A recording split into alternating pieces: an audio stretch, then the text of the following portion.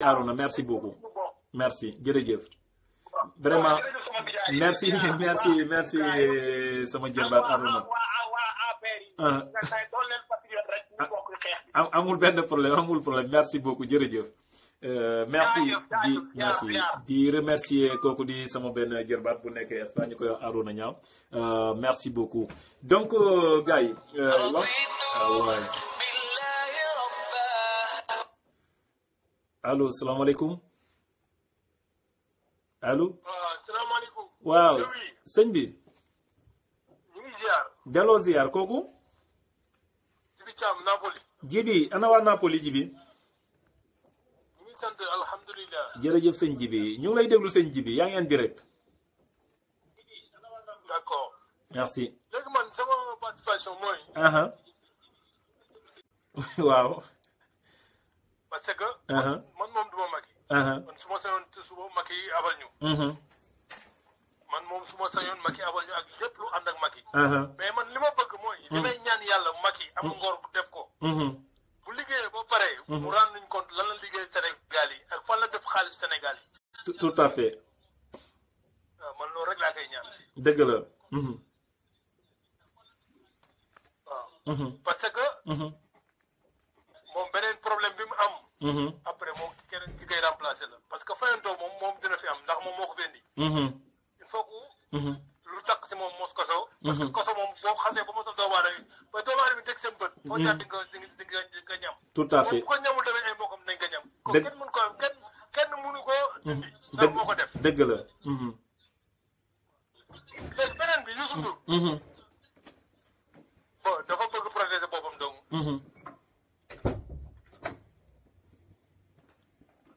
Allô? Oh là là, désolé. Di remercier kooku di Jibi ñaa doon woote tout à l'heure depuis Napoli en Italie. Désolé Jibi xam naa peut-être problème réseau la am. Mais peut-être problème réseau la am. Merci beaucoup. Parce que gars yi dellu si ne ci loolu laay dellu si parce que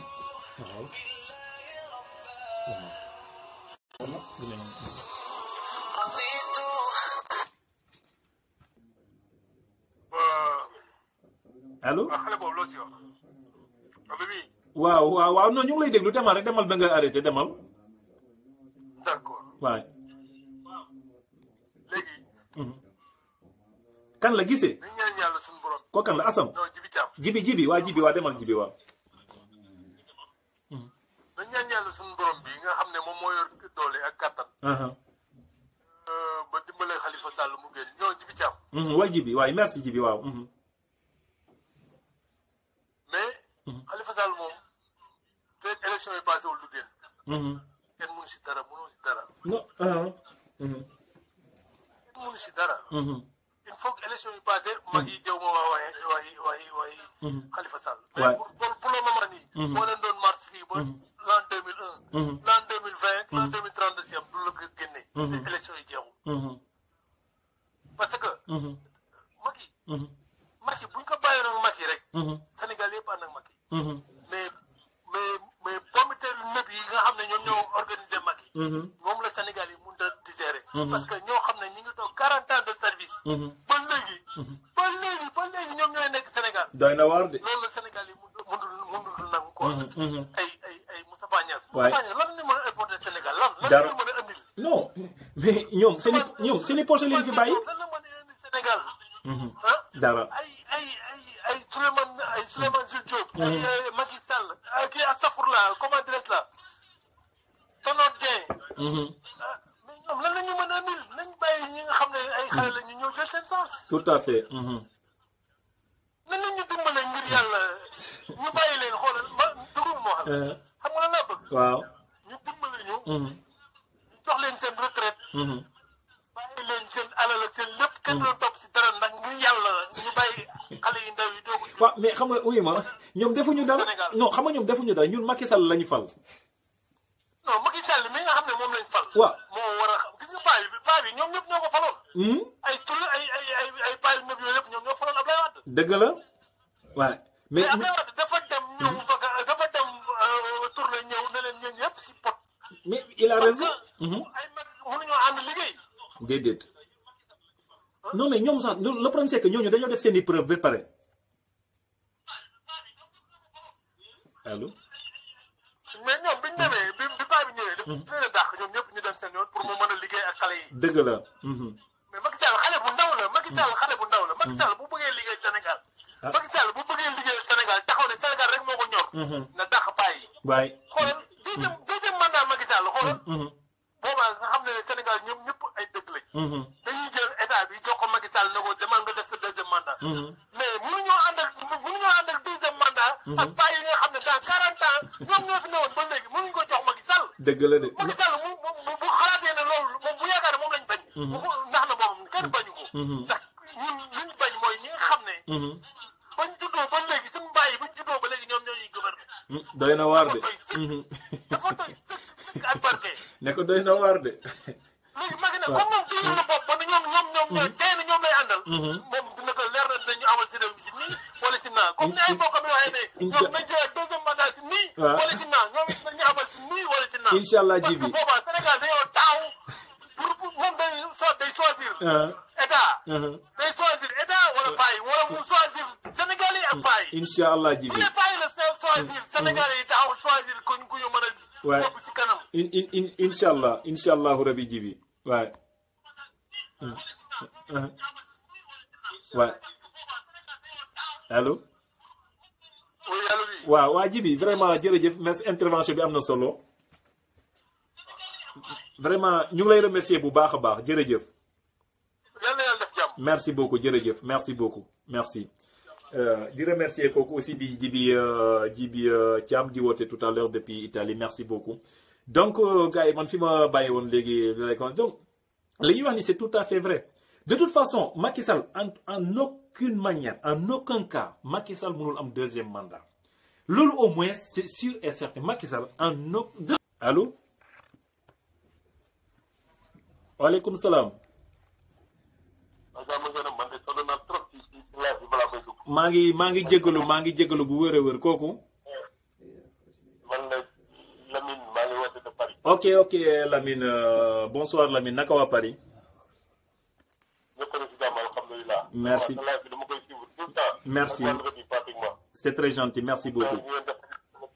c'est vraiment démocrate. merci. c'est vraiment démocrate parce que les gars qui disent ce qu'ils pensent. disent tout ce qu'ils veulent. vraiment amul vraiment xaar ma yàlla am na ci ay dérapage yu ñàkk parce que ñun ñëpp yemuñu quoi. tout à fait merci. lii def pas des commentaires yoo xam ne. dëgg parce que. ñëpp ay Sénégalais lañu. di wax. tout à fait. nekk bëgg Sénégal ak yi Sénégal rek moo tax ñu wax bien vrai que am na ñoo xam ne dañ ñëw intégré fii am fii ay double nationalité. intégré carrément Europe mais sunu xel. di jóge Sénégal. dëgg la. vraiment moo tax li fay am. li fay am ci muy ñaaw mu ñuy metti parce que suñu mbokk yaa ngi foofu suñu rakk yaa ngi foofu suñu mag yaa ngi foofu. vraiment am na solo trop vraiment. merci beaucoup. foog ma bref parce que man maa ngi def kaas tàgg ba léegi. gaa yi yàgg ci antenne. dëgg la merci. parce que dégg naa ñuy may wax ay problème mu carte d'identité. waay. mais Sénégalais yi dañoo reerewul lu bëre. xamuñu lu tax carte d'identité yi ñu bëre seen carte d'identité jotuñu ko. te dinaa leen wax benn affaire boo xam ne. Sénégalais dañ ko doon ignoré. te man xam naa ko parce que liggéey naa dans l'administration.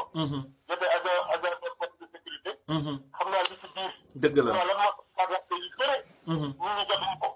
boo ko ñu xam ko. dañu doon ne ils ont développé 50 milliards pour élection yi.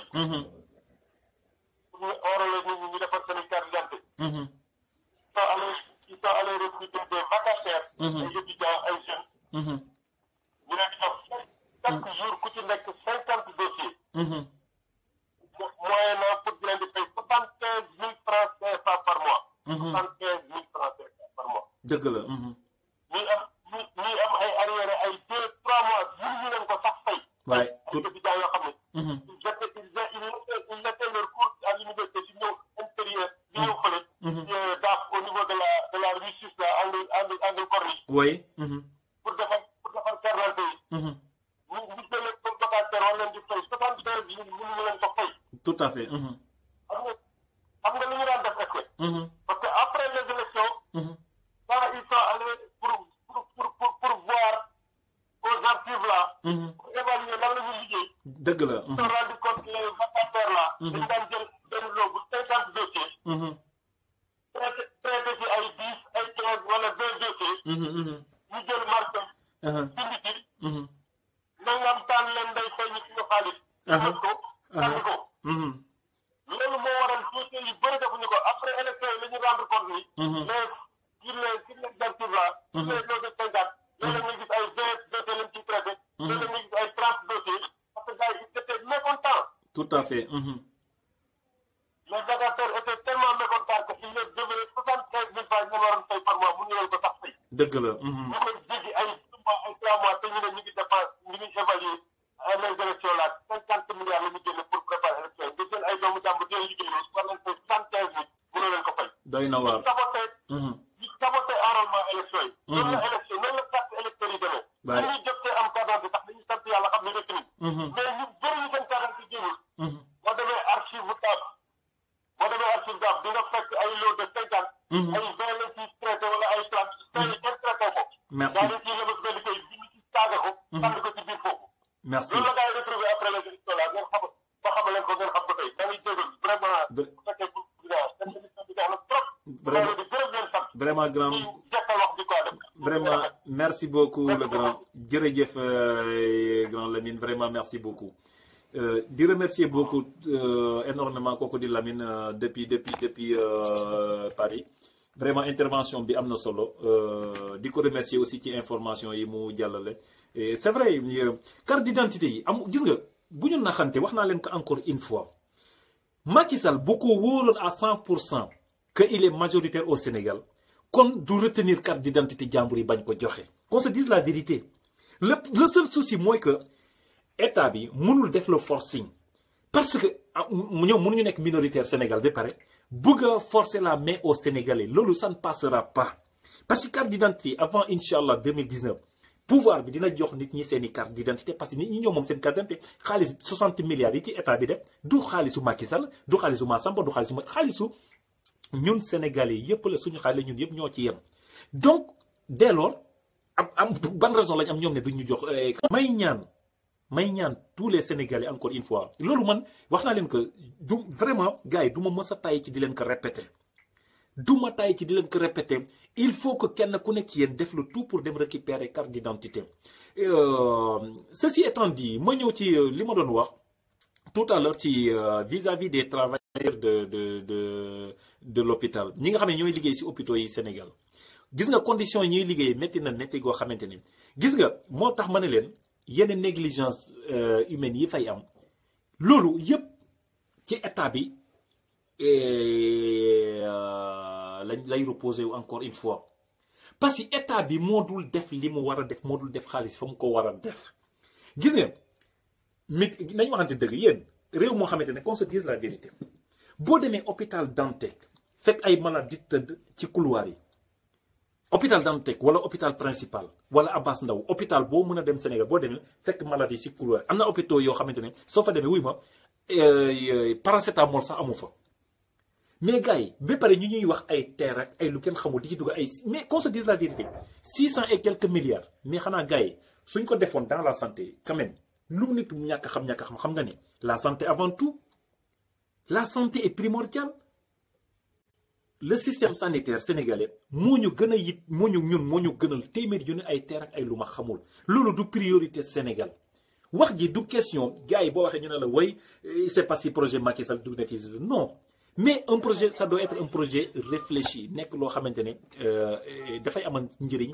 peuple sénégalais bi mais tas na ko j'espère que du ci encore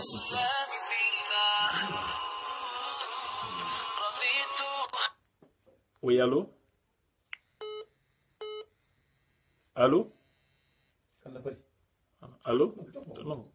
les enseignants yi ku xam condition de travail yi ñuy nekkee ci àll bi nga xam ne ñoom ay jàmbaar dëgg lañ te li ci metti mooy que dañ leen fayul luy ko jar hôpitaux yi pareil ñoom gis nga dañuy sacrifier wu di def liggéey bu métti te duñ leen fay li ñu leen war a fay la vérité mooy qu'on se dise la vérité tey wuy ma Farba Ngom bee nga xam ne tekkiwul dara moo gën a ri te wuy ma kenn xamu ko woon démb ak bët ki démb imagine am na ay médecin yu nekk principal wala Dantec pendant plus de 15 ou 20 ans Farba Ngom moo leen gën a riche naka la am réew mu ne avancé ci condition yooyu noonu nañ leen waxante dëgg am na ay enseignants yoo xamante ne fi mu ne léegi ñu dem retraite Abdou Mbow bi nga xamante ne ba 2012 mosul xëy mosul gont mën na leen a jënd vous vous rendez compte am naka ngeen bëggee ñooñu def normalement seen liggéey xam nga nit balaa ngay def sa liggéey normalement day fekk condition de travail yi réunir qu'on se dise yéen yëpp Europe ngeen nekk foofu nekk di liggéey nga xam ne xaalis tubaab bi benn boo demee fi ngay liggéey moom doo fa caaxaan doo fa ji booy passe ma ko foog naa Sénégal bon xam ngeen ne xaalis tubaab yi balaa nga ko jot di nga liggéey ba bëgg a dee mais nag ñoom sa àq dañ la koy jox ba mu mat sëkk mais malheureusement loolu Sénégal motivé wuñu liggéeykat yi politiciens yi nga xam ne tekki wuñu dara ku taxaw di tàccu Macky Sall léegi nga am ay milliards yore 4x4 tabax kër ubbi compte banque duy ko ay millions ba mu fees loolu mënul avancer la mu réew qu'on se dise la vérité lan ngeen bëgg su ay simple député di gën a riche ay médecins parce que juste ñoo xam ne tàccu rek lañ nekk assemblée amaluñu si peuple bi benn Farba Ngom ban importance la amal Sénégalais yi kan moo mës a gis Farba Ngom assemblée nationale jël parole di wax loo xam ne njëriñu Sénégal la lan la mun a wax sa d'ailleurs lu xam ne lu mu xam ci politique lu mu xam ci luy doxalam réew lu mu xam si njëriñum réew ku mës a gis ndaw soo su bokk APR te dëkk Fatick te nga xam ne moom saagante ndey ak teesante rek la nekkee APR ñooñu qu'on se dise la vérité ay ñoo député yoo xam ne mënuñu bind seen tur ñoom assemblée nekkuñu fa lu dul tàccu teesanti ñooñu ñooy jël xaalisu réew mi tëdd ci ñi nga xamante ni ñoom ñoo yelloo xaalis bi moo demee hôpital mën nga commencé ko ci sage-femme ya waxuma sax saa commencé ba ci gardien ca porte ba ñooñu bu ñu leen doon fay li ñu wax di fay sage-femme ya di fay baleer yi fa ne dañ leen di fay médecin ya lañ leen war a fay dama ne kon problème mu xale bii nii ay problème yu mel noonu du am parce que problème yooyu mënul am fii Europe parce que fii lu tax bu fi amee hôpital bi ka ko jiite responsabilité mooy njëkk a engagé wu médecin yeeg ñam nekkoon monté woon en garde ñëpp la ñuy boole te ci kaso yi parce que dañ leen di fay li ngeen war a fay buñ la fayee li nga war a fay defoo li nga war a def yoon topp la mais bu la état bi déjà fayuñu la defuñu li ñu war a def ñoom qu'on se dise la vérité naka nga mën a reprocher nit liggéeykat ne deful li mu war a def fekk yow defoo li état bi deful wàccewul ak ay wareefam c'est pas possible donc am réew mënul dox si conditions yooyu encore ñun dañuy masawu vraiment très sincèrement ay parents yi wax leen ne peut-être que ay quelques cas la yu ngeen xam mais bu ngeen demee hôpital gis fa ay cas yu pire loolu tous les jours ay cas yu mel noonu ñu ngi am si hôpitaux yi mais malheureusement état bi Macky Sall ak waa këram li ñuy bañ a dégg rek mooy seen vision weesuwul jam ñaajo moom mënul lu dul peinture état continue d'accord nañu ko mais bu ñu kenn sonal Macky Sall projet yi li muy peinture yëpp lu fi Ablaye Wade defar la Ablaye Wade ay projet Ablaye Wade la nekk depuis boobu ba léegi di ko jéem a yeggali te malheureusement yeggi déjà aéroport Blaise Diagne bi rek mu ngi nii moo ciy preuve aéroport Blaise Diagne baa ngi nii rek ñu përëx ko uniquement pour ne politique ko def récupération politique dem organiser fa seen mbumbaay bu dul jeex aéroport baa ngi ne le défaillance yi gis ngeen ko depuis boobu ak léegi défaillance yi du fa jeex excusez-moi donc man encore loolu laa leen doon wax ne la gars yi suñu problème Sénégal problème bi mooy il faut nee naa leen qu'on mette les hommes qu'il faut à la place qu'il faut mënuñu am dans l'opposition encore une fois des gens comme Ousmane Sonko des gens comme Idrissa Seck des gens comme Déthié Fall des gens comme Cheikh Bamba Dièye des gens comme Khalifa Sall des gens comme Karim Wade ba pare am au pouvoir des gens comme Farba Ngom des gens comme Abdou Mbow des gens comme Mame Mbaye Niang des gens comme Moustapha Cissé Lo des gens comme Moustapha Niasse des gens comme Ousmane Tanor Dieng des gens comme Macky Sall qu'on se dise la vérité comment voulez-vous naka la ñu suñu réew mi mënul émerger li ñu changement bi ñu bëgg Sénégal ñun li ñu bëgg dëgg Sénégal demee ni mënu ni demee xoolal boo jëloon budget Amérique budget États-Unis bu ñu ko jëloon dem déposer ko Macky Sall dans son bureau xoolal du tax Sénégal avancé 1 centimètre il n'a pas les capacités, il n'a pas les moyens. Bon, le problème c'est que yéen un état da ngay préparer pour mën a diriger un état te Macky Sall comme ni ko Souleymane Jules Diop waxee woon su xalaatoon ba xalaatam sori chef de service su Macky Sall xalaatoon ci xalaatam ba xalaatam sori chef de service Petrosen fa la xalaatam di yem comme ni ko Souleymane Jules Diop waxee woon. Qu'on se dise la vérité, Ablaye Wade moo judduloo ay ambition ci boppu Macky Sall mais Macky Sall mosul xalaat dans sa vie que mun na doon ministre de la République donc il s'est pas préparé pour diriger un état. gars yi am réew du ay caaxaan am réew du ay caaxaan du n'importe qui mooy jóg nekk président de la République. Malheureusement Sénégalais yi ñoo def erreur aussi pour mettre ko à la tête du pays ba mu ñëw aussi la preuve est là.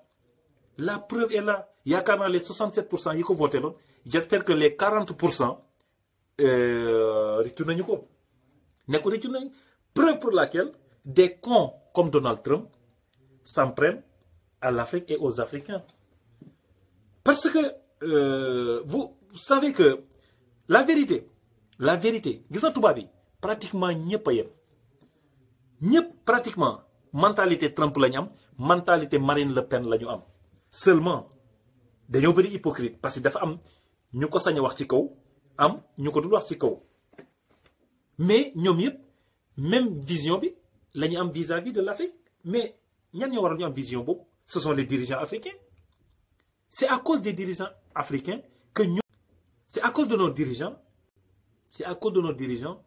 que les dirigeants des États occidentaux am cette vision vis-à-vis de l'Afrique mais c'est du peuple africain yi mais dirigeants africains yi la parce que déjà dama ne dirigeants africains yi bu ñu doon def li ñu war a def immigration déjà Kadhafi bi mu nekkee Libye kenn mosul gis immigré libyen kenn mosu ko gis fenn amul woon immigré libyen les libyens kay dañ daan ñëw Europe vacances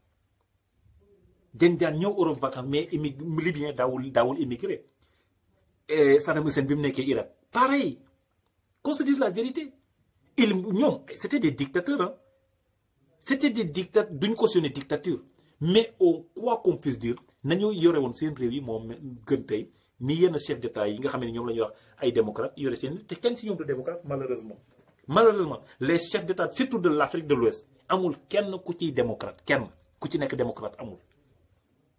La preuve yéen Macky Sall mun na dajale CEDEAO yëpp di ñu tympaniser pour faire sauter Yaya Jammeh ba pare moom mu ñëw elle nanguwul jox Sénégalais yi les Sénégalais seen carte d'identité pour ñu dem voter loolu qu'on se dise loolu naka la ko xel mu ne nangu yow yaa des Yaya Jammeh dafay quitter pouvoir bi parce qu'il a perdu Yaya Jammeh il a organisé des élections et il les a perdues mais yow aussi joxal nit ñi seen carte d'identité nga organiser élection soo gagné nga gagné soo perte nga dem mais non yow nga bëgg a foqat yi suñuy élection ba pare réew bu sa yoon nekkul nga dem ne président boobu na dem parce que dañ la gagné gars yi qu'on se dise la vérité Macky Sall ku mu yem mais nag encore une fois li ma leen di wax responsabilité bi du Macky Sall kese nee na leen 50% yi responsabilité ñun Sénégalais yi ñun ñoo ci ñun la nekk 50% responsabilité ci ñun la nekk si ñun la nekk gis nga xoolal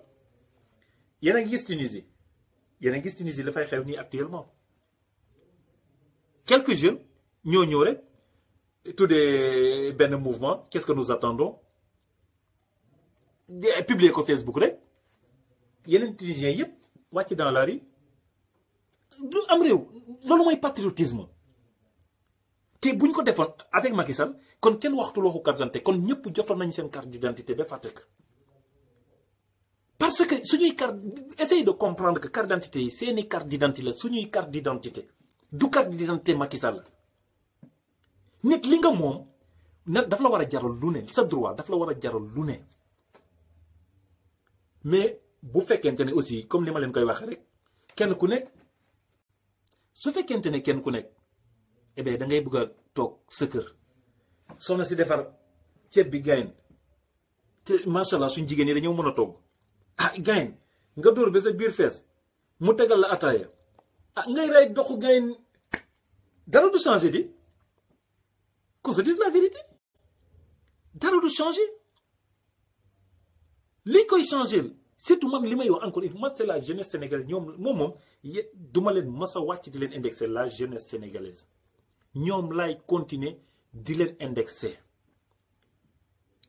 te encore déjà maa ngi gis partout comme quoi dans quelques jours il paraît dafa am une conférence des francs-maçons au Sénégal gars yi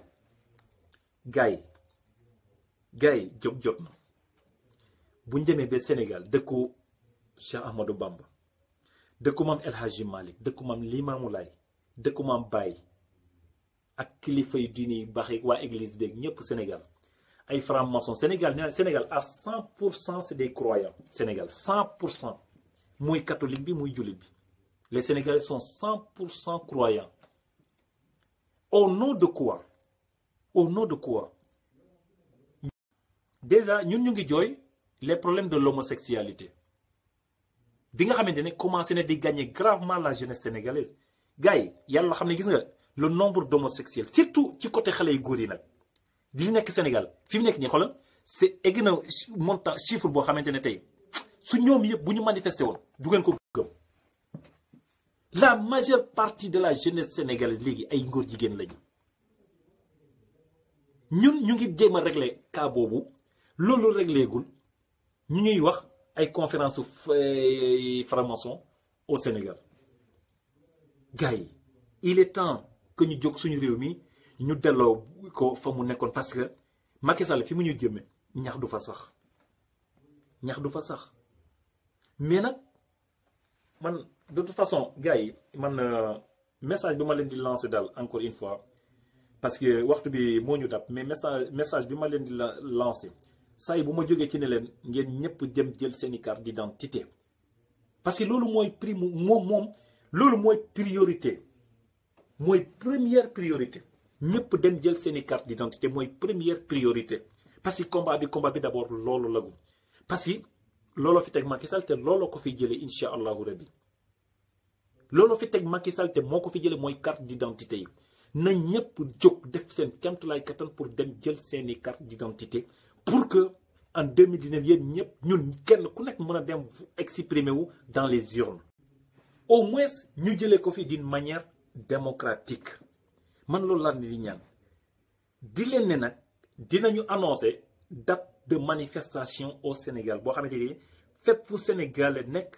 dinañ la ci convier bul xaar ku ñëw ne la jógal Sénégalais bu nekk moo war a jóg parce que li ñuy pour Sénégal la pour que carte d'identité yi état bi jox ko nit ñi ndax nit ñi ñoo ko moom parce que duñu fi xaar ba ay élection des ay 2 mois ñu nekk ci campagne di ñu lakk ay daadaa duñu ko nangu tey duñu ko nangu ëllëg il est temps nous sommes en 2018 les élections c'est dans quelques mois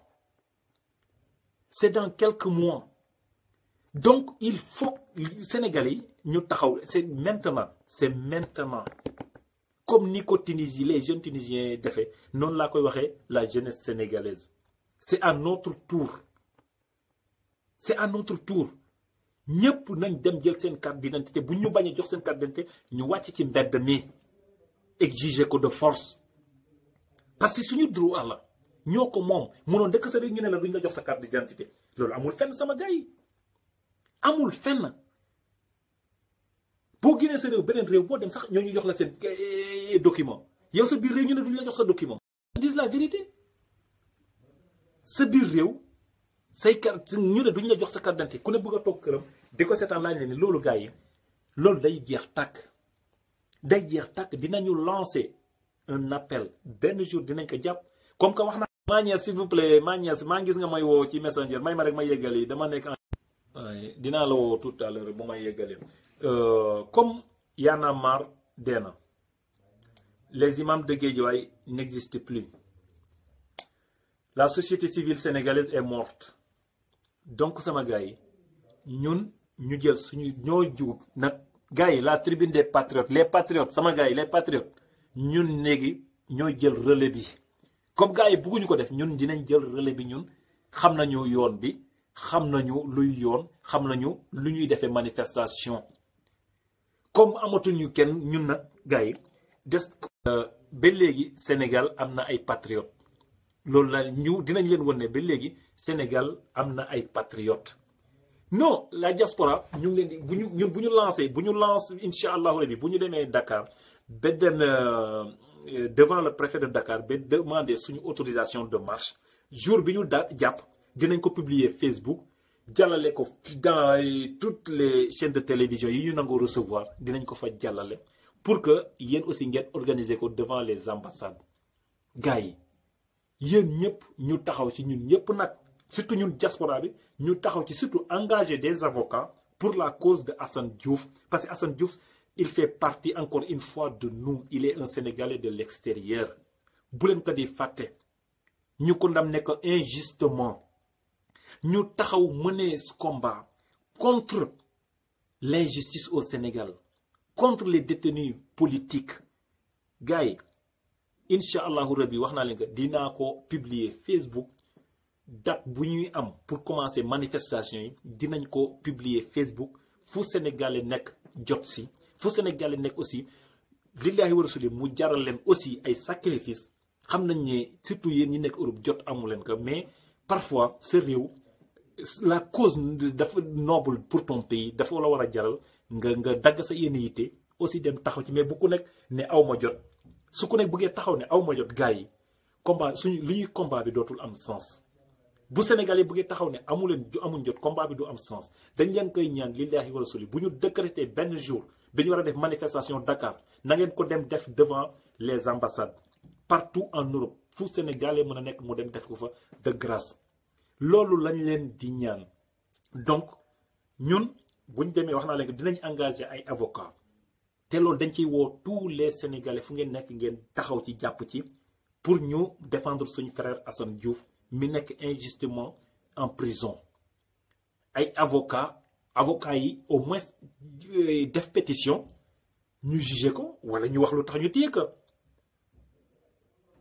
foog ñu wax ñu lu tax ñu téye ko foog ñu mobiliser ay avocats nag xam ngeen ne avocat moom ay fonds moo leen di mobiliser waaw parce que man ciblé na ay quelques avocats yoo xamante ne incha allah dinaa dem toog ñoom en direct def ko yéen ñëpp ngeen di ko gis la ñuy laaj ñu wax ko ñoom ñëpp lu ci nit man lillaahi wa rasuli ñu taxaw si ñun ñëpp gars yi pour défendre que parce que dafa am njaboot te doomi aadama la comme ñun te li ñuy xeex loolu la doon xeex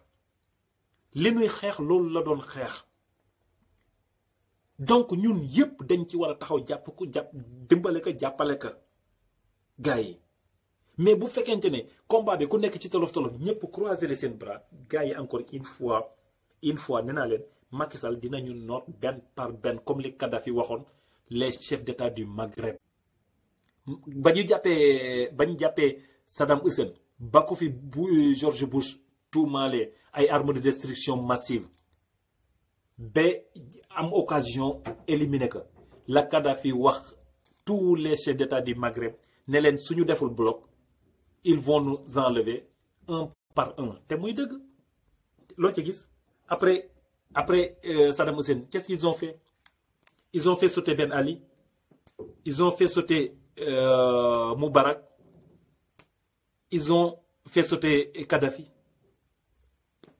ils ont déstabilisé tout le Maghreb jusqu'en Syrie maintenant Macky Sall nag aussi ñun aussi suñu suudewul defuñu bloc daf ñuy éliminer benn par benn combat benn nit mënu ko def réew mi ñun yëpp ñoo ko bokk ñun yëpp ay sénégalais lañu ñun ñëpp dañu am ay droit am ay devoir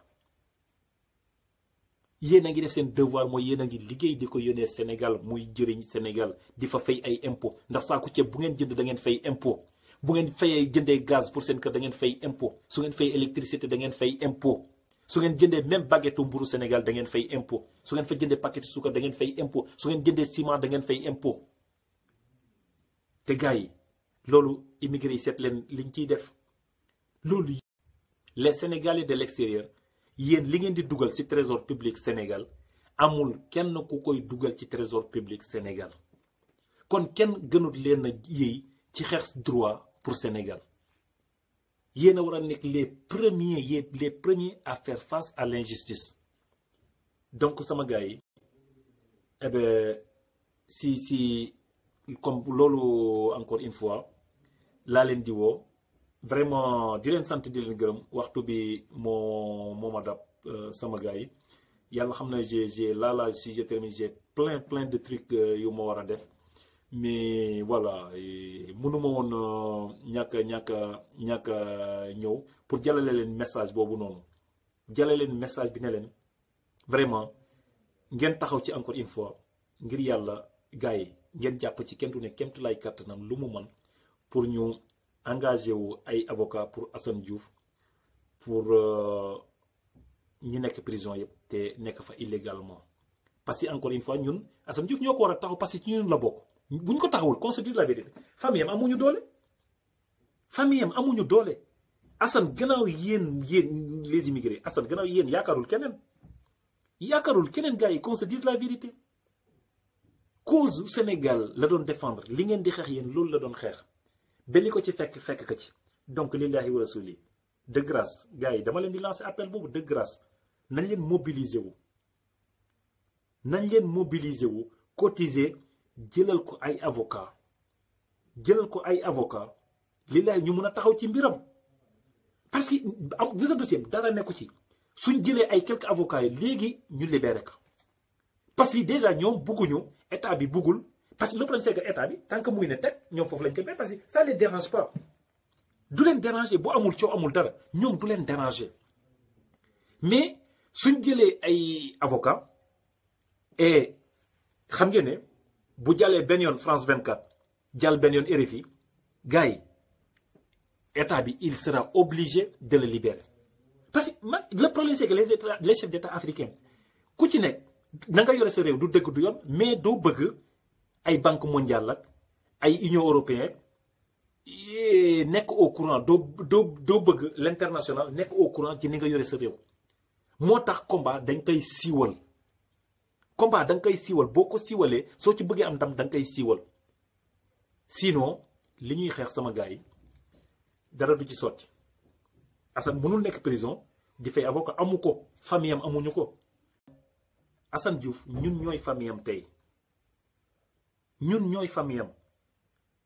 parce que mënul compter si yaayam mag la néew doole mënul def dara soxna mu nga États-Unis mënul def dara mais yéen ak man ñu di ay sénégalais gars yi qu'on se dise la vérité imaginez même bu ku nekk joxe woon 2 euros bu si chaque sénégalais de l'extérieur donné juste 2 euros imaginez mën na fay 10 avocats Sénégal gars yi qu'on se dise la vérité donc si ñun suñu bu ñu nee suñu tekkaaral bi quand même on est complice nañ leen bañ loolu suñu responsabilité dafa engagé que man que muy keneen ñun yëpp suñu responsabilité dafa engagé wu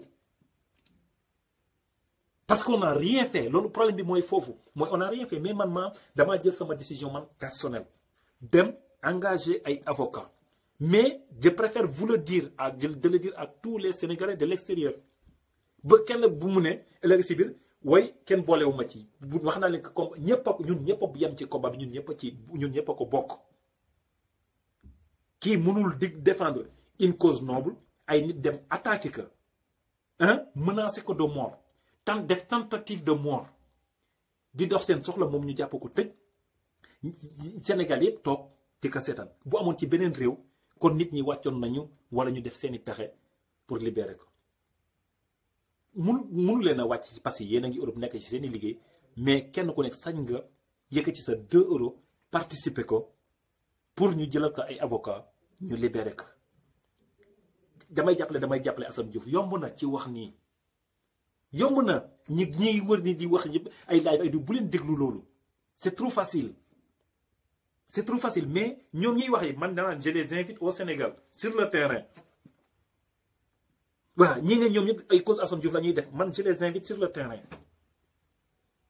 duñu fa ñëw parce que li ñuy wax gëmuñu ko donc man yéen Sénégalais yi lay waxal yéen vraiment la diaspora man je vous lance cet appel bu leen déglu kenn incha allahu rabbi man su ma yeggee Sénégal vous verrez que combat bi ñun danañ ko mëne fañ ko war a mëne parce que combat bi Sénégal la avocat yaa nga Sénégal Assane Diouf nga ñu téye Sénégal ñun on sait très bien que suñuy live ak ay dugg na fi génn fi mënu ci faj dara li mu ci mën a faj yëpp mooy jàllale message sénégalais yi jot ko ñu partager message yi que kenn ku nekk aussi décider ku nekk nag yaa moom sa bopp ku nekk yaay xool parce que na kenn ku nekk seet rek ne sénégalais bu nekk parce que mun nañu am suñu mouvement boo xam ne dinañ dem ba état dina hésiter pour di arrêter injustement les immigrés parce que les immigrés c'est des ambassadeurs yoo xamante ne dañuy def lu rëy pour Sénégal ak les Sénégalais donc les gars je vous remercie vraiment je termine je termine mon téléphone ami s'il te plaît bon je termine gars yi parce que déjà là damay génn donc vraiment maa ngi leen di remercier yéen ñëpp message bi daal mu ngi noonu gars yi incha allahu rabi wax naa leen ko dinaa leen présenter avocat yi ñu engagé wax liñ ciy war a defee te xoolal amul dara nag lu ci nar a lëndëm ku ci joxe centime fii la ñuy ni ñuy defee live noonu lañ koy taxawee wax ñi ci joxe yépp am nga xam ne du am dara luy lëndëm ak du am laq-laqa du kii Assane Diouf ci ñor leneen intéressé wuñu ci dara intéressé wuñ ci incha allahu rabi donc gars yi maa ngi leen di sant di leen gërëm encore une fois vraiment merci beaucoup Maymouna Mané vraiment merci beaucoup Big Mo merci beaucoup ma sœur Bambi Gadega Camara merci beaucoup Aïda Bonadiente vraiment maa ngi leen di sant yéen ñëpp gars yi fi jaaroon di woote ay ñoom Jibi Thiam ñoom merci beaucoup élégance majestueuse merci yeewu leen dafa jot merci Ababacar Lo vraiment merci Maymouna Mané merci vraiment jërëjëf ma sœur Bambi Gadega Camara merci Lobé Cissé Fall gracieux mille merci beaucoup ma sœur Mariam Sané merci beaucoup sister Namana la vraiment jërë ngeen jëf man maa ngi leen di sant vraiment amuleen morom di remercier ñoom Arouna Niang di merci beaucoup Betty Camara di remercier aussi ñoom Lamine ñi fi woote merci beaucoup Faye Ousmane aussi vraiment bonne noté Ousmane vraiment maa ngi leen di remercier bu baax a baax yéen ñi fi jaar ñëpp depuis tout à l'heure merci beaucoup Aïda Diakhaté ma sœur Aïda aussi vraiment jërëjëf vraiment amuleen morom maa ngi leen di sant di leen gërëm bu wër du fond du cœur vraiment tey dama xaw a yàkkam sax moo tax du ma mën a comme ni ma parce que ma leen tàggu dama leen tegal benn son ñu topp ko ba mu jeex mais vraiment merci beaucoup Aïda Bonadiente merci beaucoup et bonne soirée à vous aussi vraiment maa ngi leen di remercier tout le monde merci beaucoup élégance coiffure merci ma sœur Bambi Gadega Camara merci Zeynab Diop merci vraiment ñi fi jaaroon yi merci beaucoup Paco yow merci à toutes et à tous vraiment ñi fi jot a jaar yëpp merci Guissé merci beaucoup Modou Ndiaye vraiment merci beaucoup aussi bonne soirée à tous et à tous merci beaucoup Ibou Solomane bonsoir maa ngi leen di sant di leen gërëm di leen remercier gars yi vraiment kontaan naa trop vraiment chapeau vraiment ma sœur Bambi Gadega Camara élégance coiffure aussi moom aussi kenn demul mu des vraiment yi Maymouna Mané vraiment Aïda Diakhaté Doro Sangot bonsoir et bonne soirée vraiment à toutes et à tous asalaamaaleykum bonne nuit vraiment jërë ngeen jëf message bi ngeen jàllale ko incha allahu rabi combat bi ñu ngi koy continuer ji au Sénégal incha allahu rabi donc voilà on est engagé. On va reculer devant rien, ni pour rien. Nous sommes des Sénégalais, nous sommes des patriotes. On a des droits et des devoirs comme Macky Sall. Parce que, nous avons Macky Sall, nous sommes Sénégal. Il faut que les gens comprennent ça. Nous sommes des Sénégalais comme lui. Merci vraiment beaucoup, Ndiasse Top Djeredjef. Content trop. Merci, ma sœur. Merci ma sœur Aram la Baron Seck merci beaucoup Modou Ndiaye merci beaucoup Guissé vraiment maa ngi remercier ñëpp sans exception saa bu may arrêté vraiment j'ai un problème parce que damay bëgg vraiment lim ñëpp ñi fi jaar public bi parce que yéen ñëpp xam ngeen maintenant on est devenu une famille gis ngeen nous sommes des frères et des sœurs. Donc voilà damay bu ma sañoon kenn ku ci nekk damay jaar ci turam ñëpp mais malheureusement parfois damay perdre j'ai pas en tête tous les noms yi fi défilé mais vraiment ku dégg ku déggul aussi voilà ak parti boo mën a bokk vraiment nga di sénégalais ñun ñëpp la ñuy remercier sans exception jërë ngeen jëf ñu fanaan jàmm yàlla defal ñu jàmm vraiment bonsoir et bonne soirée à toutes et à tous jërë ngeen jëf merci beaucoup au revoir bye bye à demain inchallah merci allez ciao